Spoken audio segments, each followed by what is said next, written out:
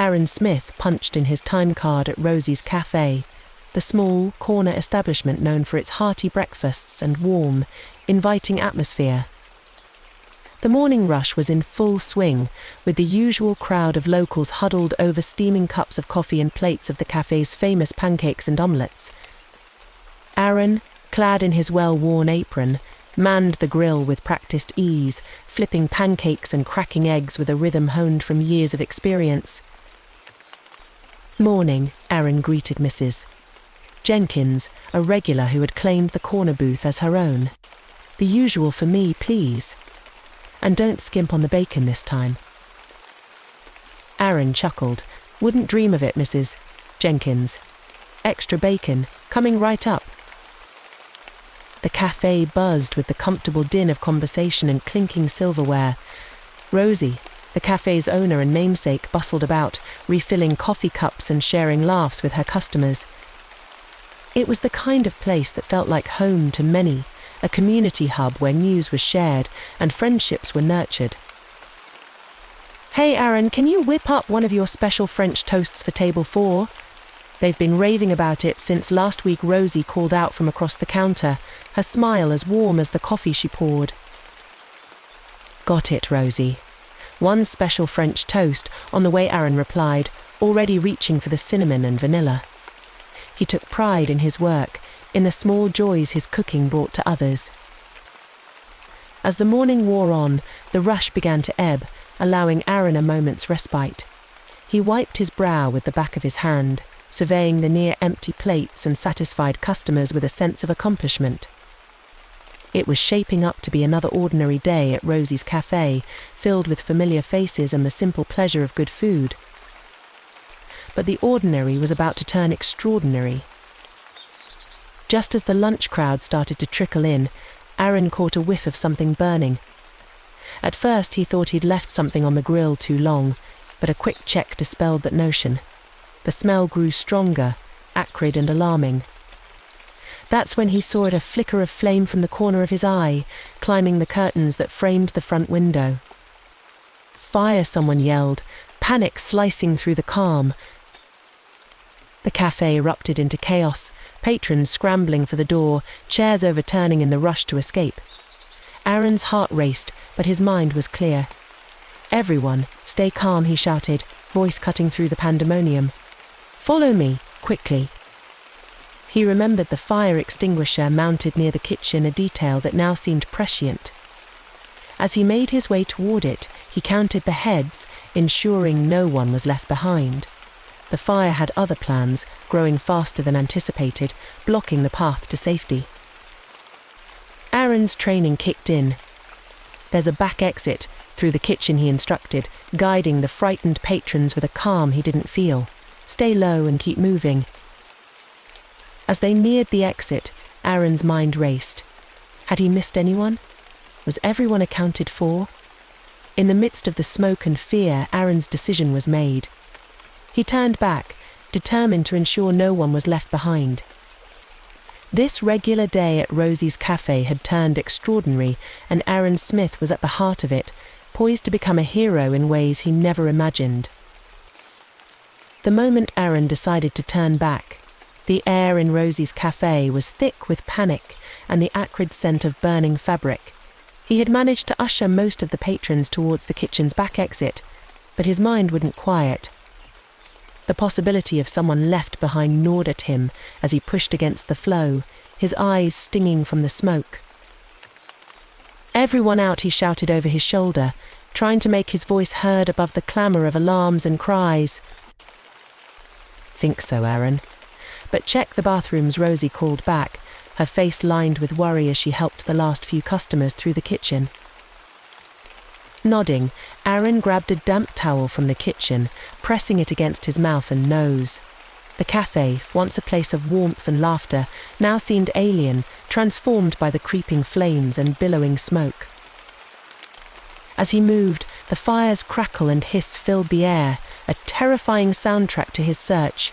The heat pressed against him from all sides, a physical barrier that threatened to push him back. Reaching the bathrooms, Aaron kicked the doors open, calling out, "Anyone in here?" We need to leave. Now his voice was muffled by the towel, but urgency lent it strength. The rooms were empty, a small relief in the midst of chaos. Turning back towards the dining area, he squinted through the smoke, trying to account for everyone. That's when he heard a faint coughing from the direction of the storeroom, a small, easily overlooked space filled with supplies. Without hesitation, Aaron moved towards the sound, the heat intensifying with each step. The storeroom door was ajar, a sliver of darkness promising further peril. "Hello, who's there?" Aaron's voice was firm, despite the pounding of his heart. A weak voice responded, barely audible over the fire. I'm here. I can't." It was Tim, one of the newer waiters, a young man not yet accustomed to the rhythms of the café. Fear had rooted him to the spot, overwhelmed by the smoke and the encroaching flames. Aaron reached him in strides, grabbing his arm. "Come on, Tim. We've got to go now." Tim, coughing violently, could barely stand, let alone walk. Aaron, realizing the gravity of their situation, shifted his grip, supporting more of Tim's weight. "We're going to make it out of here," Aaron said, more to himself than to Tim, as he guided them back through the smoke-filled maze of the café. As they neared the back exit, Aaron's mind raced with plans and possibilities. He knew the fire was spreading, that their time was running out. Each step was a victory, each breath a challenge. Finally, they emerged into the alley behind Rosie's café, the fresh air a shock to their smoke-filled lungs. Aaron didn't stop until they were clear of the building, only then allowing himself to look back at the place he knew so well, now consumed by flames. Tim, leaning heavily against the wall, gasped for air. You saved me," he managed between coughs. Aaron, watching the firefighters arrive, shook his head. "We saved each other," he corrected softly, the weight of their escape heavy on his shoulders. The fire had ignited more than just the café. It sparked a realization within Aaron, a determination to do whatever it took to ensure the safety of those around him. After ensuring Tim was in the safe hands of the arriving emergency responders, Aaron's mind raced back to the chaos inside Rosie's café. The weight of responsibility bore down on him, a mantle he hadn't asked for but couldn't shed. Despite the danger, he knew his job wasn't done. The thought of someone still trapped inside was a fire in itself, one that urged him back towards the inferno. "Wait, you can't go back in there," a firefighter called out, spotting Aaron's intent. "I have to make sure everyone's out," Aaron replied, his resolve stealing his voice. The firefighter hesitated, understanding mirrored in his eyes. "Then at least take this," he said, handing Aaron a spare respirator mask, "and be damn quick about it." Armed with the mask and a flashlight borrowed from the emergency crew, Aaron plunged back into the smoky darkness of the café. The heat was a physical force, pressing against him from all sides, but determination drove him forward. "Aaron, what are you doing?" Rosie's voice pierced the haze, a mixture of anger and fear. She had emerged from the crowd of onlookers, disbelief etched on her face. "I've got to check, Rosie. Can't leave anyone behind," Aaron called back, his voice muffled by the mask. Rosie's worried eyes met his.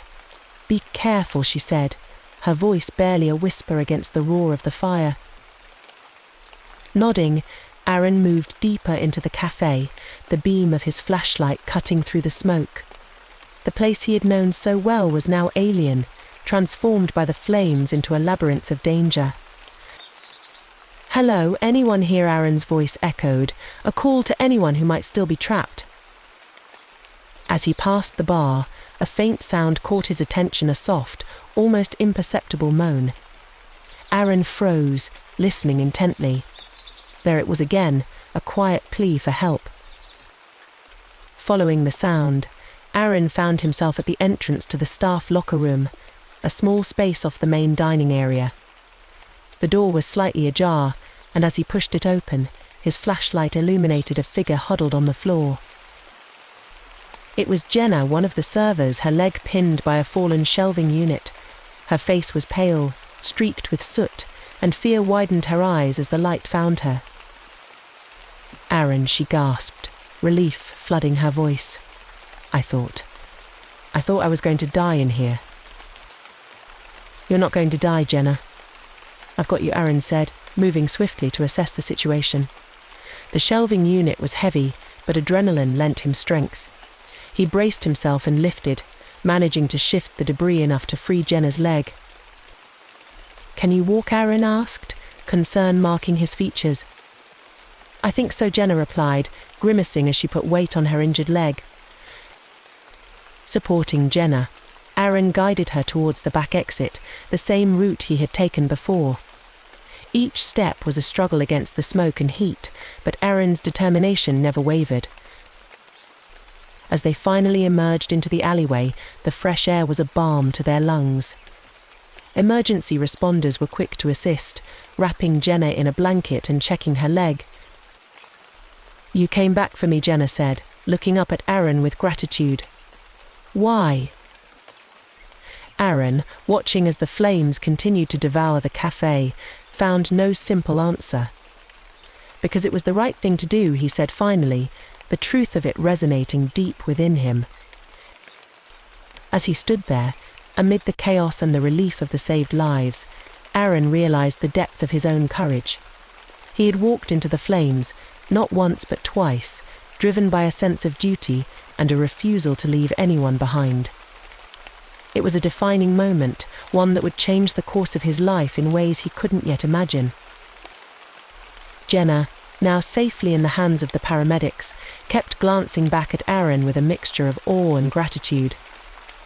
Aaron, however, was already scanning the crowd, counting heads, making sure that all the familiar faces he served day in and day out were there, safe and sound. That's when his heart sank. Mrs. Henderson, the elderly baker known for her early morning starts and the sweetest cinnamon rolls in town, was nowhere to be seen. "Has anyone seen Mrs.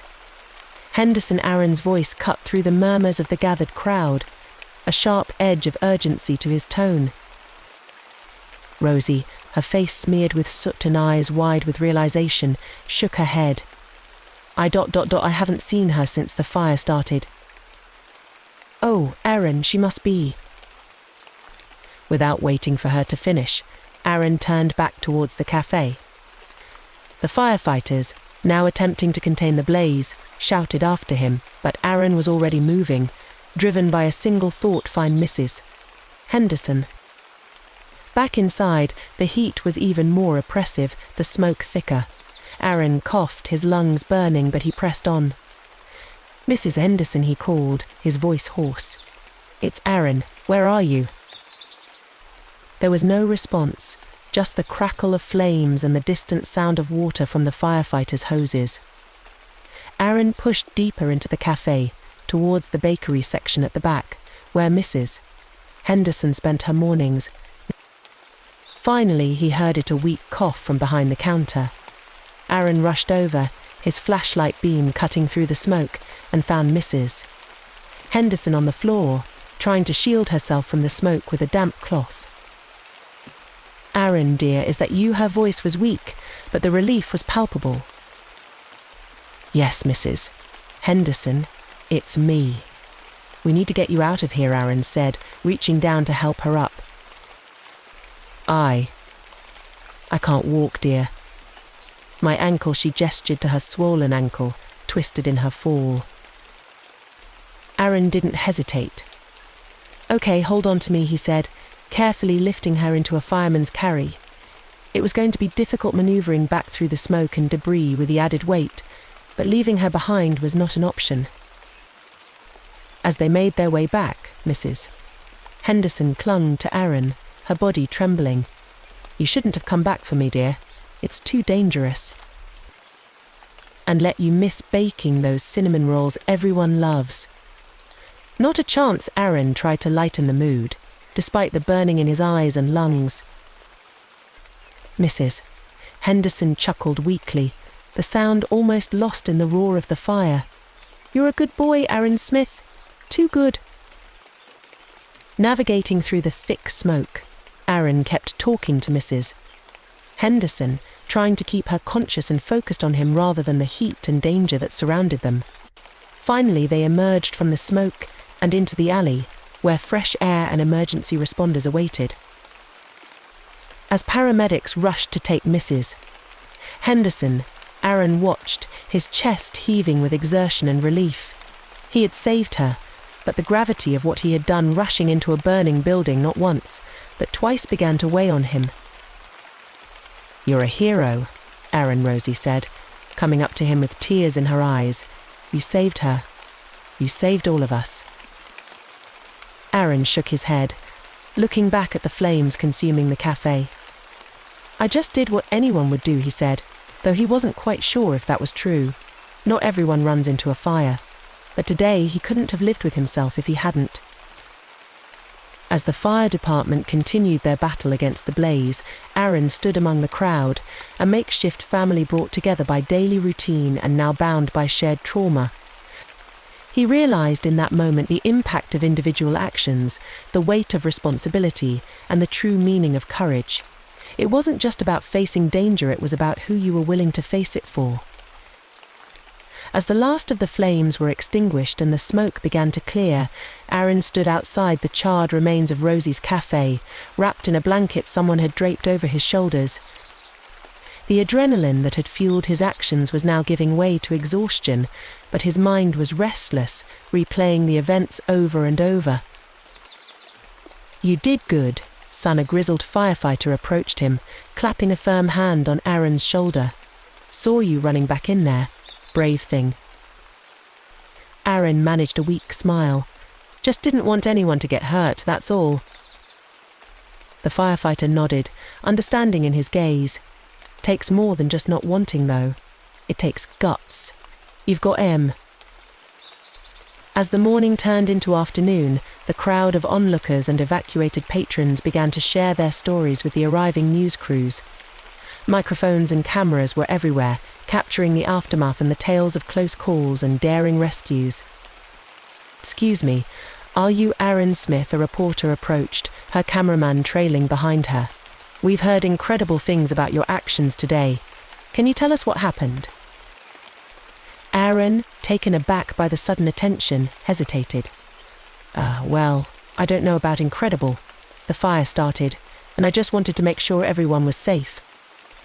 But you went back into the burning building, not once but twice, to rescue people," the reporter pressed, her eyes wide with admiration. "It was just the right thing to do, I guess," Aaron said, uncomfortable with the label of heroism being thrust upon him. Anyone would have done the same. The story of Aaron's bravery quickly spread, becoming the highlight of local news broadcasts. "Local cook turns hero in Café fire," one headline read, while another proclaimed, "Aaron Smith, the man who ran into the flames." As the day wore on, more and more people came to the scene, some to see the damage for themselves, others to offer their thanks to Aaron. Among them was Jenna, her leg bandaged but her spirit unbroken. "Aaron," she called out, limping slightly as she approached. I don't know how to thank you. You saved my life." Aaron, embarrassed by the attention but touched by her words, shook his head. "You don't need to thank me, Jenna. I'm just glad you're okay." "But you're a hero," Jenna insisted, her expression earnest. "You ran into a burning building to save us. That's the definition of a hero." Aaron looked away, the title sitting uncomfortably with him. "I just did what needed to be done. That's all." As the day turned into evening, the community's gratitude was palpable. People Aaron had never met before approached him, shaking his hand, clapping him on the back, and offering words of thanks and admiration. Even Rosie, who had watched her cafe burn, found solace in the actions of her employee. "Aaron, I can't thank you enough," Rosie said, her eyes glistening with tears. "You saved lives today. You're a hero, whether you like it or not." Standing amid the ashes of what had been a regular day turned extraordinary, Aaron realized that his life had changed forever. He had acted on instinct, driven by a desire to help others, and in doing so had become a symbol of courage and selflessness.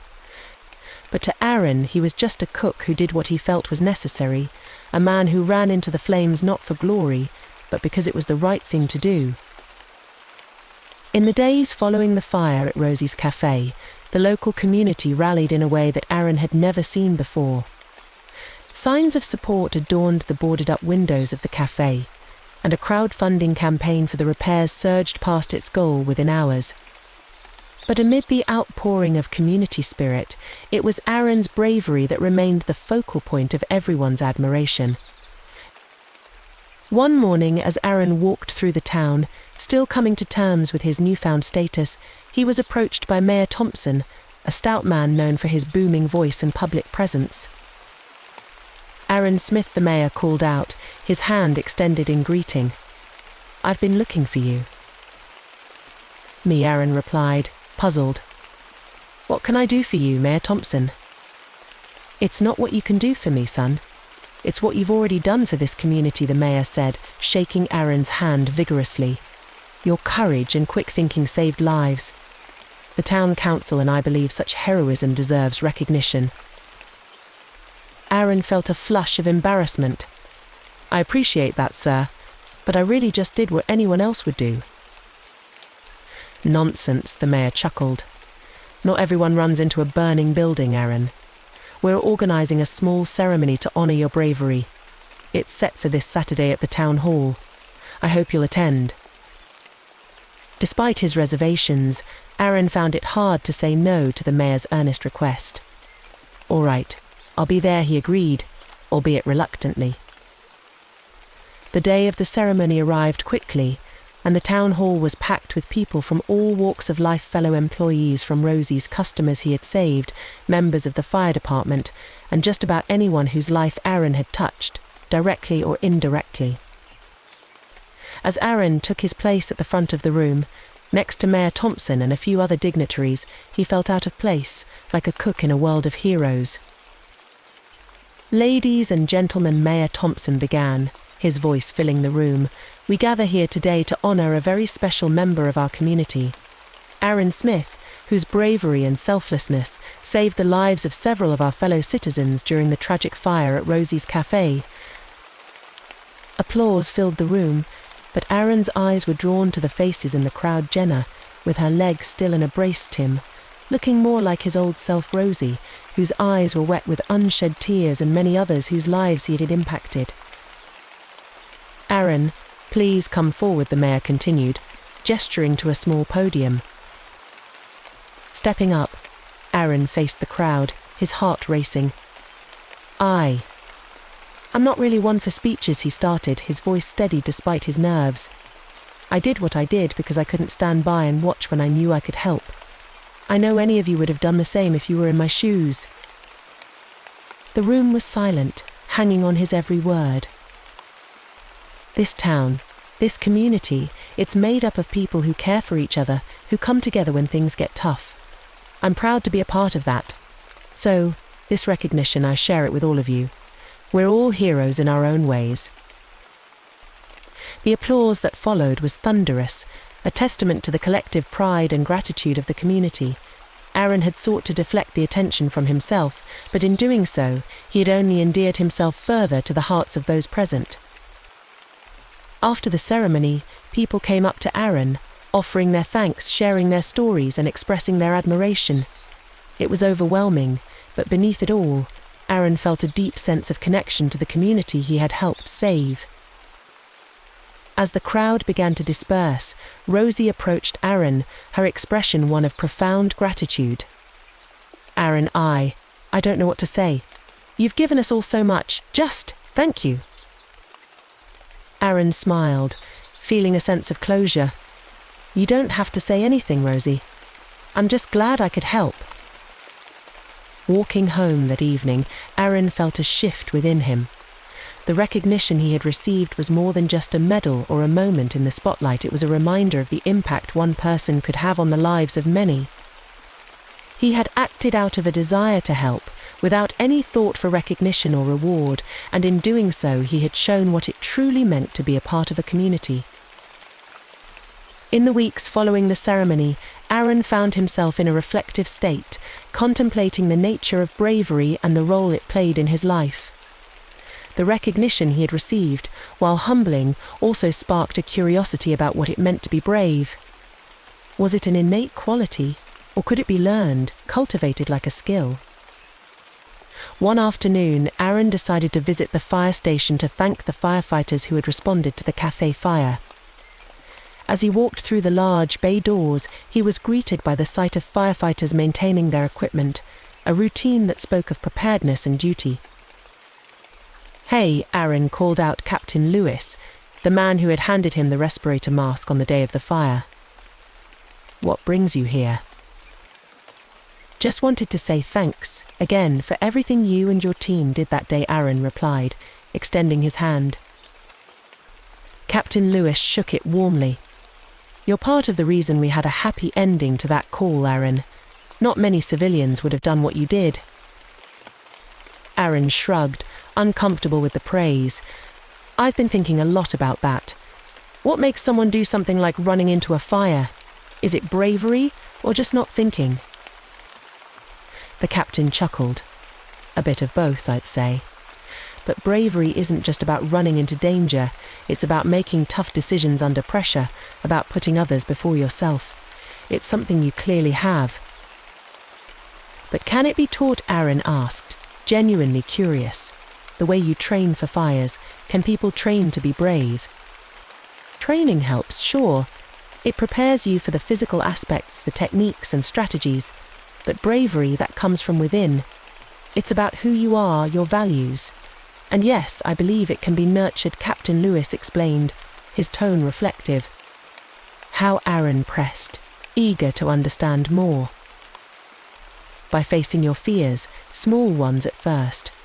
By stepping out of your comfort zone and by being part of a team, knowing others rely on you. It's a muscle, Aaron. The more you use it, the stronger it gets." Aaron nodded, the captain's words resonating with him. "So, what you're saying is, everyone has the potential to be brave." "Exactly," the captain affirmed. "Bravery isn't the absence of fear. It's the ability to move forward despite it." Inspired by the conversation, Aaron decided to volunteer at the fire station to learn more about the practical aspects of bravery and safety. In the weeks that followed, he attended workshops and training sessions, absorbing everything from basic first aid to emergency response tactics. As he shared his new knowledge with the community, organizing safety workshops and fire drills, Aaron saw a change in the people around him. There was a newfound confidence, a willingness to step up and help others that hadn't been there before. One evening, as Aaron was closing up one of the workshops, Jenna approached him. "You know, Aaron, you've started something pretty amazing here," she said, a smile playing on her lips. "Oh," Aaron replied, raising an eyebrow. "Yeah. You've shown us that bravery isn't just for the heroes in stories. It's for everyday people like us, making a difference in the world around us," Jenna explained, her admiration clear. Aaron felt a warmth spread through him, a sense of pride in what he had accomplished, not just for himself but for the community. "Thanks, Jenna. That means a lot." As he walked home that night, Aaron realized that his reflections on bravery had led him to a deeper understanding of himself and his place in the world. Bravery was more than just a moment of crisis, it was a way of living, a commitment to making a difference, however small. And in teaching others, Aaron had also taught himself, reinforcing the belief that bravery was within everyone's reach, waiting to be discovered and nurtured. Months had passed since the fire that transformed Rosie's Café from a cozy local hangout to a symbol of community resilience and courage. The café had been rebuilt, thanks to the overwhelming support from the town and beyond. Its reopening was more than just a return to normalcy, it was a celebration of the human spirit, of overcoming adversity together. Aaron stood outside the newly renovated café, taking in the fresh paint and the new sign that hung over the door. Rosie, who was bustling around inside, preparing for the grand reopening, had insisted on adding a small plaque next to the entrance. It read, "In honor of Aaron Smith, whose bravery reminds us all of the strength within." "Hey, Aaron, you gonna stand out there all day? Or are you gonna come in and help?" Rosie called from the doorway, her hands on her hips but a warm smile on her face. Aaron chuckled and made his way inside. Wouldn't miss it for the world. The interior of the cafe had been updated, but it still retained the warm, inviting atmosphere that had made it a community favorite. As Aaron helped set up chairs and stock the counter, he couldn't help but feel a deep sense of pride in being part of this moment. "You've done an amazing job with the place," Rosie Aaron said, admiring the new layout. Rosie smiled, wiping her hands on her apron. "We did it, Aaron. This place, it's not just mine, it's ours, it's the town's." As the day went on, people began to arrive, their faces alight with excitement and anticipation. The cafe quickly filled with laughter and chatter, a buzz of energy that had been missing since the fire. Mayor Thompson was among the first to arrive, shaking hands with Aaron and Rosie. "This is a fine day for our town," he declared, raising his coffee cup in a toast. "To new beginnings." "To new beginnings," echoed the crowd, their cups raised high. Throughout the day, Aaron found himself in conversations with people who wanted to hear his story, to thank him for his actions. He shared his experiences humbly, always redirecting the praise to the community and its collective effort to rebuild. At one point, Jenna and Tim approached him, a seriousness to their demeanor. "Aaron, we've been talking," Jenna began, "and we've decided to start a community safety program. After everything that's happened, we want to make sure we're all prepared, just like you were." Tim nodded. "And we were hoping you'd help us lead it. You've inspired us, Aaron. It's time we all learned how to be a little braver, a little safer." Aaron was taken aback, the weight of their request sinking in. After a moment of reflection, he smiled. "I'd be honored. Let's make sure everyone has the chance to learn to be prepared." As the sun set on the day of the reopening, Aaron stood by the window, watching the town come alive in the evening light. The cafe was once again a hub of activity, a place of warmth and community. But for Aaron, it was also a reminder of how far he had come, of the journey from ordinary cook to community leader and advocate for safety. Rosie joined him by the window, her arm linking with his. "You've changed this place, Aaron. You've changed all of us." Aaron looked out at the faces of the people he had come to know and love, seeing not just patrons of a cafe but a community united. "We've changed each other, Rosie. That's what communities do." The cafe's reopening was not just a return to business, it was a testament to the strength and resilience of the human spirit. For Aaron, it marked the beginning of a new chapter, one where his actions continued to inspire and effect change. New beginnings, indeed. Indeed. Years had passed since the fire that reshaped the destiny of Rosie's cafe and its people. The cafe itself had flourished, becoming more than just a place for coffee and meals. It was a community cornerstone, a symbol of hope and resilience. But beyond its walls, the impact of that day and the actions of one man had rippled outward in ways that no one could have predicted. Aaron, sitting at his favorite table by the window, now older and with a few more lines marking his face, reflected on the journey. The cafe was quiet in the early morning, a peaceful moment before the rush of the day began. Rosie, ever the heart of the cafe, joined him with 2 cups of coffee. "You're up early," she remarked, sliding a cup across to him. "Just thinking about everything that's happened," Aaron replied, wrapping his hands around the warm cup. "It's been quite a ride." Rosie nodded, taking a seat opposite him. "You've done so much, Aaron. Not just for the cafe, but for the whole town. Your workshops, the safety programs. You've changed lives." Aaron smiled softly. We've changed lives, Rosie. It's been a team effort. It was true. The community safety program that had started as a small initiative had grown into a comprehensive curriculum, adopted by schools and businesses throughout the town. Aaron had become a leading figure in the movement, using his story to inspire others to learn, prepare, and act.